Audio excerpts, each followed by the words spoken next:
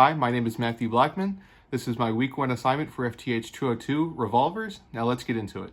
So first things first, I want to say there's no live ammo in my workspace at all, and that our revolver here is clear. As you can see, cylinder is completely clear. There's nothing in the barrel. You can see through it right there. All good, free of obstructions. Now that that's out the way, the first question was, what were some deficiencies in past revolver designs that led to improvements in modern designs? Now, I think what immediately comes to mind is the evolution from black powder to smokeless powder and self-contained cartridges, but I feel like that's more of an evolution of ammo, so I'll be focused on the past ways to load your revolvers and the improvements that have been made. As we learned in the lecture, the Model 1 needed the barrel removed in order to reload it.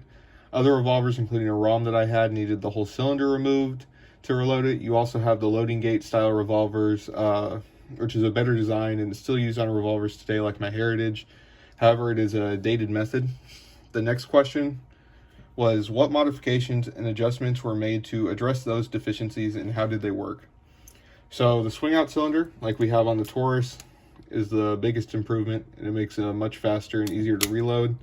They also, of course, have speed loaders to maximize efficiency. However, it's, of course, still less efficient than a semi-automatic pistol. The third and final question is, are there any deficiencies in today's revolver designs, and how might a gunsmith address these deficiencies? Like what I believe we're going to address in the revolver course with the 856. Again, I'm going to show it clear. Nothing in the cylinder, nothing in the barrel. What I believe we're going to address in this revolver course with the 856, the double action and single action trigger pulls are less than desirable. They're heavy enough that it would certainly be easy, especially for an inexperienced shooter or someone that doesn't have a lot of grip strength or strength in their fingers. They could definitely pull it off target just with how heavy the single action and double action trigger pulls are. To remedy this, we can install the lighter trigger springs, which SDI did include for this course. We could also polish the internals to give it a smoother feel, and that's it.